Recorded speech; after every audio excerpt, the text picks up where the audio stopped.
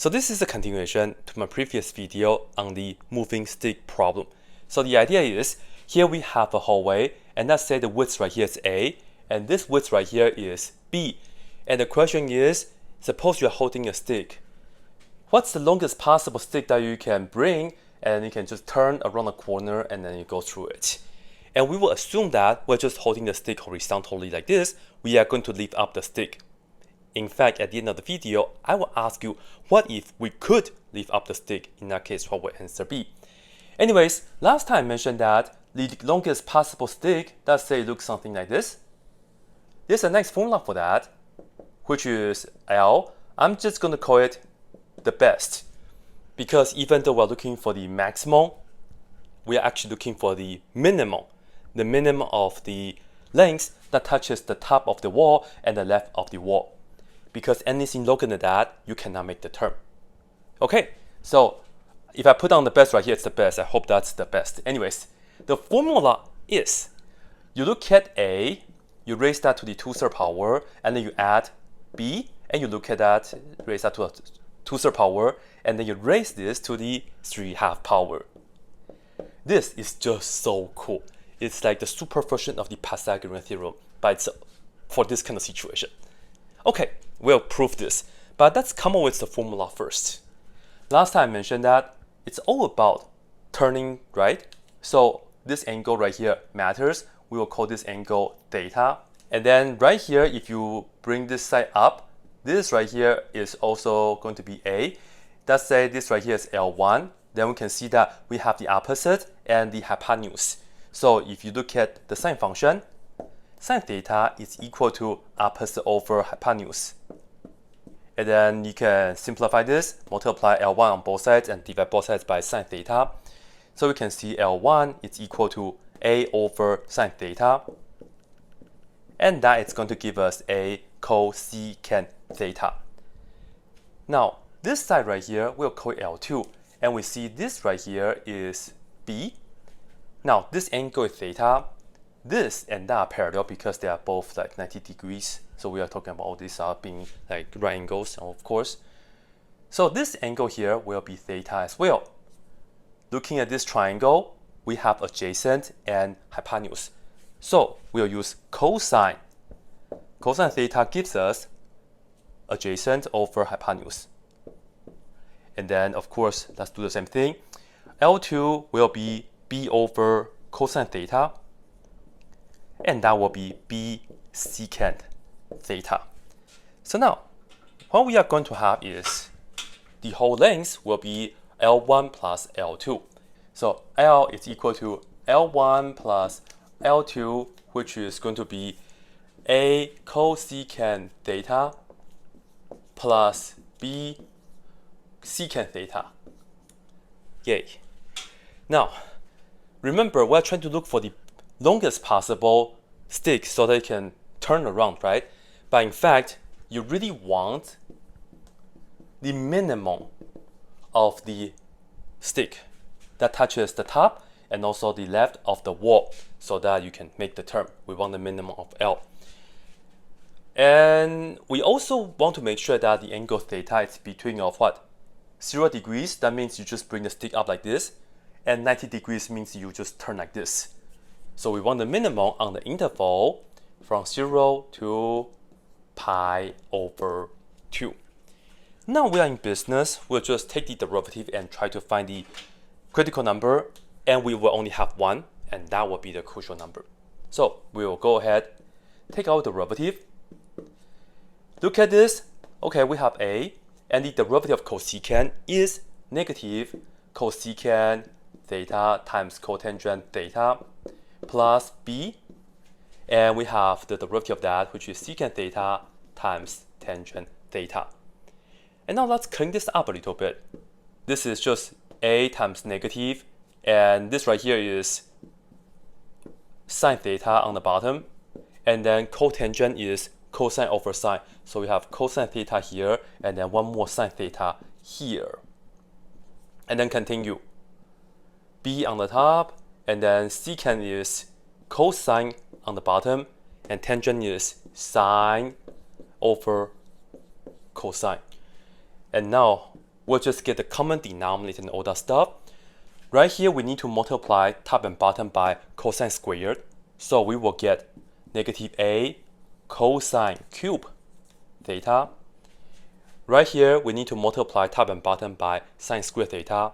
So that's plus b sine cube theta over the common denominator sine squared theta times cosine squared theta. So this right here is our derivative, and as always, we are going to set this equal to 0 so we can find the critical number. Now have a look. In order for this to be 0, in fact we just want the top to be 0. If the value is 0, actually those numbers are not going to be in the domain of the original. You end up with infinity, so we don't want that.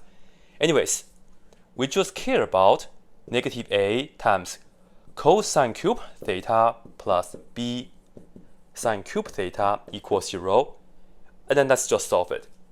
I will bring this to the other side. So b sine cube theta equals a cosine cube theta. And then I'm going to work with tangent. So let me divide cosine cube theta on both sides. And then I will divide both sides by b. Okay, so we are going to get tangent cube theta is equal to a over b. And right here, we can just take the cube root both sides. So we can see that this right here is going to give us the critical number, which is going to be the condition that tangent theta has to be cube root of a over cube root of b. Now let's think about it. As I said earlier, we want the minimum on this interval, and in fact we only have one, which is this. If you want to continue, you can take the inverse tangent both sides, and I'll tell you that number is going to satisfy this condition, and that is going to give us the answer. So you can just trust me, I'm going to skip all the small details on that. But right now, I want to show you how we can go from here and end up with the formula right here. So that's what we have from earlier. Now, based on this, because we have tangent, so we are talking about opposite over adjacent on a right triangle. So let's go ahead and draw a right triangle. And I'm going to put the right angle here and the angle theta here. Opposite is this, cube root of a, and then adjacent is this, cube root of b. And I will have to figure out the hypotenuse. Not so bad. Just open the square root, and then I'm going to square this side here, so cube root of a square, and then we add that with this side square. Yeah, it's just amazing how you have a right triangle and then you are talking about the cube root, isn't it? Now, once we have that, we can come back here. This is going to give us the best possible L, right? So L best, it's going to be a cosecant theta. We can just look at this right triangle. Cosecant is hypotenuse over opposite. For the square root, let's write that as the 1/2 power. So we have a to the 1/3 power and then square, which is the same as 2/3 power. And then we add, same thing here, b to the 2/3 power, and then the square root on the outside is the 1/2 power. And then over this right here is a to the 1/3 power. Okay, and then continue plus b, and then secant is this over that, so do the same thing. So a to the 2/3 plus b to the 2/3, and then to the 1/2, and then over b to the 1/3. It fits, I'm so happy. Anyways, we will continue. I'll give myself more space. 1 minus 1/3, a to the 2/3. And then this part right here stays the same. So let me just write that down real quick.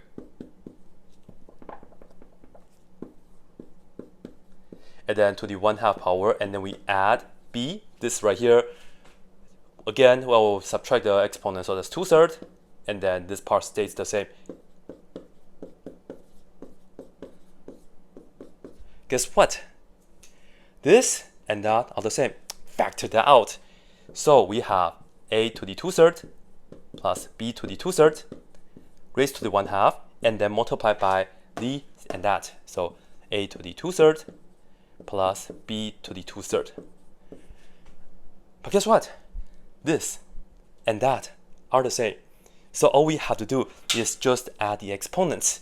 Here is 1/2, and of course this is the same as the first power. 1/2 plus 1, we get 3/2. So this will give us a to the 2/3 plus b to the 2/3, and then raised to the 3/2 power. And that is going to give us the best possible length that you can turn. Yes. Isn't this so cool? Now, before we go, I have a question for you. As I mentioned earlier, now we know this right here is the best possible length, right? What if you can lift up your stick? Again, it's like if it was just like this. Of course, in real life, there's one more dimension. You can lift up the stick. So, I would like to ask you this right here. Question: what if we have the ceiling? Let's say the ceiling right here is with height c. So what if the ceiling equals c? Then in that case, do we have to do this kind of things again? I'll tell you, no, you don't really have to. You don't have to at all. Let me know what the answer is. All right? That's it.